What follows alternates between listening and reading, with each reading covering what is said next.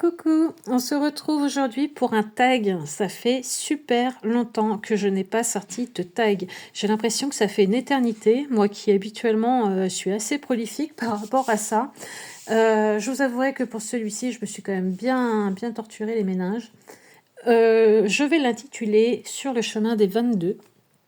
Alors, je vais vous expliquer, surtout, avant tout, prenez le temps nécessaire, faites-vous plaisir, pas de pression, c'est sur l'instant T, on s'amuse. Comme d'habitude, si vous avez l'habitude de regarder mes tags, vous savez que voilà, on est là pour s'amuser, pour découvrir des jeux, pour se faire plaisir. Donc, aucun souci là-dessus. Pour ce tag, moi, j'ai sorti tous mes tarots. J'ai pris le parti de prendre une carte par tarot qui représente une arcane majeure. Vous allez voir, au fur et à mesure, vous allez comprendre. J'ai conscience que tout le monde n'a pas une vingtaine de tarots chez lui ou chez elle. Donc faites vraiment comme vous le sentez et ce qui vous fait plaisir. Voilà, vraiment. Pour chaque arcane, j'ai mis un mot-clé ou quelque chose qui pour moi faisait écho avec cet arcane-là. Donc on va commencer avec la première, comme ça vous allez voir un petit peu ce que j'ai essayé de faire. Et puis n'hésitez pas à reprendre ce tag, n'hésitez pas à le faire aussi à votre sauce, hein. N'hésitez pas à modifier. Vous n'aurez pas les mêmes mots-clés que moi, puisque voilà, c'est libre d'interprétation. Chacun va avoir son ressenti, son interprétation, et il n'y a pas de malaise avec ça. Ok, allez, on se lance. Donc moi, pour le fou, on commence notre chemin avec le fou. Et pour moi, le fou, c'est le commencement. Voilà, c'est le début, c'est le départ. Et tout a commencé, moi, pour le tarot, le Rider-Waite, tout a commencé avec ce fou du tarot Histoire de sorcière. Voilà. J'ai vraiment commencé avec ce tarot-là et il était pour moi logique de le mettre en première carte. Donc, le fou, pour moi, le commencement avec le fou d'Histoire de sorcière. Voilà pourquoi j'ai choisi cette carte. Ensuite, pour le magicien, pour moi, le magicien, c'est le pouvoir créatif. Donc, forcément, j'ai pris l'enchanteur du tarot des esprits de la forêt enchantée. Je trouve que voilà, il représente bien le pouvoir créatif. Il est là avec ses mains, il est en train de créer quelque chose de magique. Et cette carte me parlait vraiment beaucoup pour le magicien. Il a un petit côté aussi, je trouve, double d'or. Voilà. Donc, pour le magicien, j'ai choisi l'enchanteur du tarot des esprits de la forêt enchantée. Pour la grande prêtresse, j'ai pris dans l'aura tarot que j'ai reçu dernièrement, cette grande prêtresse. Qui pour moi représente la transmission de la sagesse divine. Et je trouve qu'elle le représente vraiment très très bien avec cette croix qu'elle a, avec les constellations qu'elle a sur sa robe également. J'aime beaucoup cette grande prêtresse. Pour l'impératrice, pour moi, l'impératrice, c'est la fertilité. Alors la fertilité, pas seulement dans le sens attendre un enfant, c'est la fertilité, vous voyez, comme pour le blé aussi, c'est vraiment la fertilité dans tous les projets. Et j'ai choisi cette carte du Lumen Tarot parce que vraiment, je la trouve très très belle, cette impératrice. Et je trouve qu'elle représente vraiment très bien la fertilité. Alors pour l'empereur, j'ai choisi celui-ci qui vient du tarot de l'illumination. Pour moi, l'empereur, c'est le pouvoir, c'est les responsabilités, c'est l'autorité, et lui, il en impose, je trouve.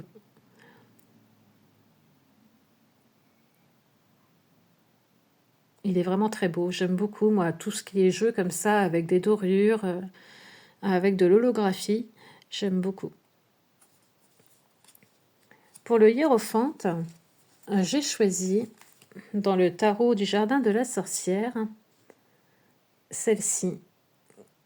Pour moi, le hiérophante, c'est l'enseignement. Et j'aime beaucoup cette carte de cette vieille femme qui est là pour apprendre aux plus jeunes générations. C'est la transmission aussi, quelque part, le hiérophante. Et j'aime beaucoup cette carte. Pour les amoureux, pour moi, les amoureux, c'est faire un choix, mais un choix équilibré.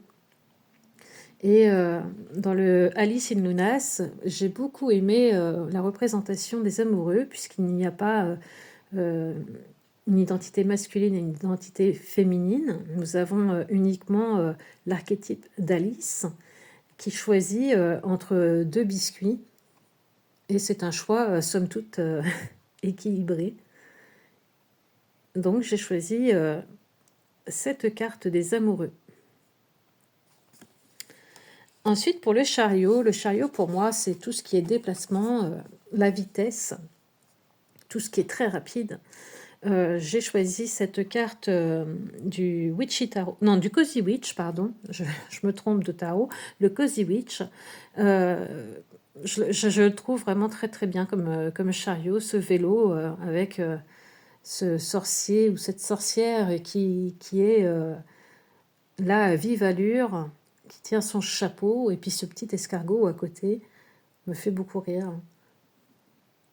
Et je trouve que ça représente bien justement cette notion de déplacement, de vitesse, de choses qui arrivent vite. Ensuite, pour la force, la force pour moi représente la confiance en soi. Et quelle carte représente mieux la confiance en soi que celle-ci, quoi. Elle est vraiment, elle en impose cette femme avec ce lion. Donc cette carte vient de l'Ethereal Vision Tarot, Luna Edition, et franchement, je la trouve magnifique, avec pareil, c'est cette holographie tout autour, et vraiment, oui, je trouve qu'elle en impose, elle a confiance en elle, elle ne doute pas d'elle. Ensuite, l'ermite. Alors l'ermite, pour moi, c'est la quête intérieure. Et j'ai choisi l'ermite du White Fly Tarot. C'est une ermite qui me parle énormément. On voit cette entité, on ne sait pas trop si elle est vivante, si elle ne l'est pas, elle est décharnée, voilà, c'est un squelette hein, quelque part, et elle a son cœur entre les mains. Et je trouve qu'elle représente bien la quête intérieure. C'est une ermite vraiment qui m'appelle beaucoup, qui me parle énormément. Ensuite, pour la roue de fortune, pour moi, la roue de fortune, c'est le destin. Et j'ai choisi cette roue de fortune du Figure Magique, qui, pour moi, est vraiment différente des autres roues de fortune que nous pouvons trouver habituellement. Et je trouve qu'elle représente très bien le destin avec, quelque part, ce fantôme, hein, cette moto et ce personnage fantomatique qui viennent ramasser cette fleur. On comprend bien voilà, qu'il y a eu certainement un accident et puis le destin était là. Et j'aime beaucoup cette carte. C'est vraiment pas une roue de fortune commune. On la retrouve pas dans tous les jeux, pas de cette façon-là. Ensuite, pour la justice, alors moi, la justice, pour moi, c'est l'équité. C'est voilà, l'équilibre, c'est un jugement sans appel. Et cette carte du Dark Mansion, je trouve qu'elle le représente très très bien, la justice. Alors c'est la justice envers les autres, mais c'est aussi la justice envers soi-même. Hein. J'aime beaucoup ce tarot et c'est agréable hein, de pouvoir faire ce tag quelque part pour pouvoir ressortir aussi tous nos jeux et redécouvrir nos cartes et j'ai passé un bon moment, hein, vraiment, à regarder mes cartes et à redécouvrir pardon, certains jeux. Et c'est vraiment intéressant à faire. C'est d'ailleurs dans ce but-là hein, qu'il faut le faire, redécouvrir nos jeux et les partager. Ensuite, le pendu, pour moi, le pendu, c'est l'introspection. Et j'ai sorti donc le pendu du Under the Oak. Et je la trouve magnifique, cette carte. Pour moi, le pendu, oui, c'est ça. C'est l'introspection, c'est vraiment... puis peut-être voir les choses sous un autre angle, hein, le fait d'être à l'envers comme ça.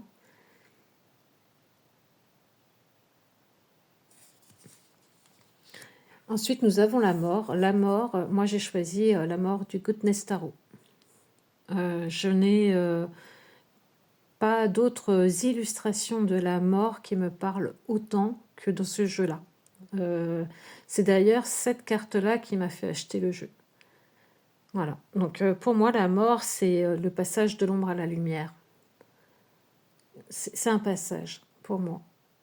Et cette carte vraiment m'a littéralement scotché quand j'ai vu ce jeu. Et j'en ai pas une qui peut mieux représenter la mort. Ensuite, nous avons la tempérance. Alors là, j'ai choisi la tempérance du tarot la base.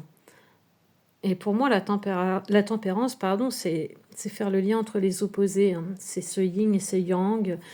C'est comme pour ce panda qui est noir et blanc. C'est arriver à ne pas être obligé de faire un choix, mais de lier deux choses peut-être opposées pour en faire une unique. C'est ça la tempérance pour moi. C'est savoir modérer. Et cette carte, je trouve qu'elle le représente très très bien.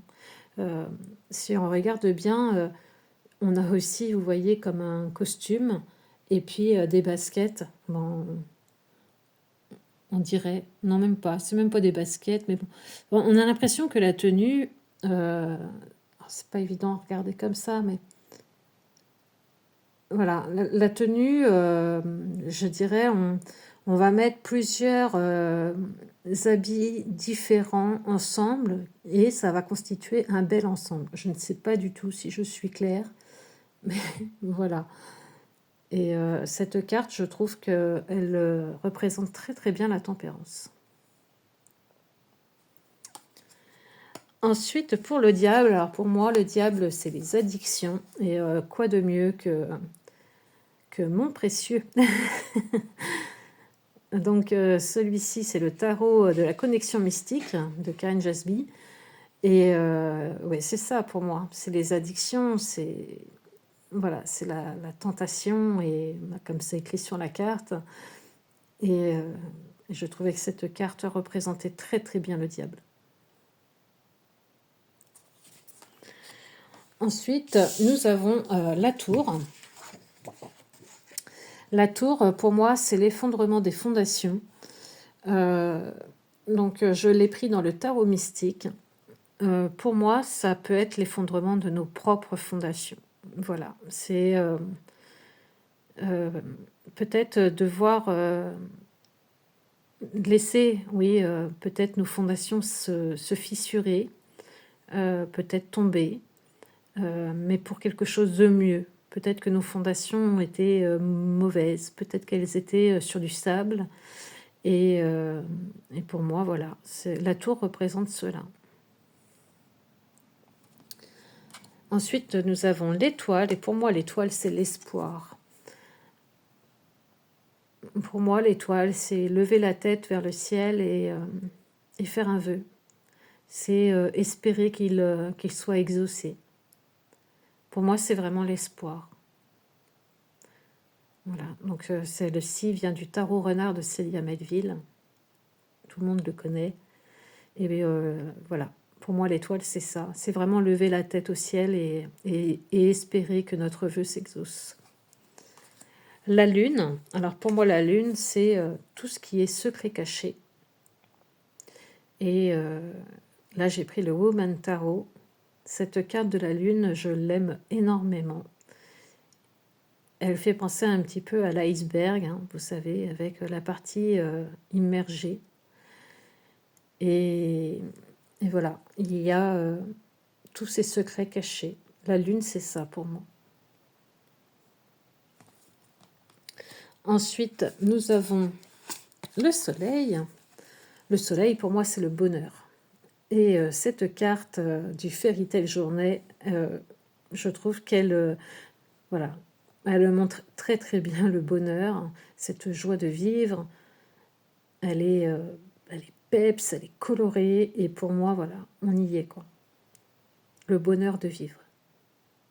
Voilà, le soleil, pour moi, c'est ça. Ensuite, nous avons le jugement. Alors, le jugement, pour moi, c'est la transformation spirituelle. C'est accepter qui l'on est. Et puis, ne plus se fier au jugement des autres. Et cette carte du Laxir Tarot, pour moi, le représente très très bien, le jugement. Plus que ce qu'on a l'habitude de voir avec, vous savez, cet ange avec sa trompette. Là, cette carte me parle énormément. Voilà. On se libère enfin et on accepte qui on est. On se montre tel qu'on est. Et pour moi, voilà, c'est une transformation spirituelle. Et pour finir, le monde. Le monde, pour moi, c'est l'accomplissement. Et puis pour moi, c'est aussi Gaïa. Voilà. Et cette carte du Earthwoman Tarot, pour moi, représentait très très bien le monde. Voilà. C'est vraiment l'accomplissement de tout. Et elle est sublime, cette carte. Voilà. Donc, comme vous l'avez vu, j'ai utilisé à chaque fois une carte différente, d'un jeu différent, pour pouvoir faire le chemin de mes 22 arcanes. J'ai vraiment pris le temps de regarder voilà, quelle carte m'appelait le plus à chaque fois. Et je suis contente d'avoir réussi à sortir 22 cartes de 22 jeux différents et quelque part d'avoir fait le chemin de mes 22 arcanes majeures. Voilà. Donc, n'hésitez pas à essayer de vous prêter au jeu. Alors, je ne dis pas que c'est simple, parce que j'ai un peu galéré, je vous l'avouerai. Moi, j'ai beaucoup galéré, par exemple, sur les amoureux. C'est une des dernières cartes que j'ai trouvées. J'ai eu énormément de mal à savoir quelle carte choisir. La tempérance aussi, j'ai eu quelques difficultés. D'autres étaient évidentes, hein, comme le fou. Pour moi, le fou, le commencement, c'était forcément mon premier tarot. Donc voilà, celle-ci, j'ai pas cherché très loin. Donc n'hésitez pas, vous aussi, à reprendre ce tag, à vous amuser, à aller redécouvrir vos jeux, à prendre le temps de faire votre choix et puis peut-être que justement ça permettra aussi aux autres de découvrir des jeux qu'ils ne connaissent pas à travers une carte. Alors si vous n'avez pas trop de jeux, trop de tarots, ce que je conçois, hein, parce que certaines personnes préfèrent peut-être les oracles, n'hésitez pas à reprendre ce tag un petit peu à votre guise, à y faire des changements s'il le faut. Ne vous forcez pas à avoir 22 cartes de jeux différents. Voilà, faites-vous plaisir avant tout. Vous voyez, c'est un tag qui ne prend pas beaucoup de temps à être vu finalement, parce que je suis à moins de 20 minutes. Par contre, il demande pas mal de préparation et il demande aussi quelque part à ce que vous puissiez retrouver un petit peu vos cartes, vos jeux, et que vous fassiez plaisir à justement à les redécouvrir. Voilà, donc prenez le temps de ça. Et puis n'hésitez pas à me taguer justement pour que je puisse venir voir votre prise. C'est toujours intéressant et on fait souvent de belles découvertes. Je découvre aussi grâce à ça des chaînes que je ne connais pas. Et c'est avec grand plaisir que je m'abonne. Voilà, allez, je vous embrasse. Je vous souhaite une bonne semaine puisque nous sommes dimanche soir. Et puis je vous dis à très vite. Bisous.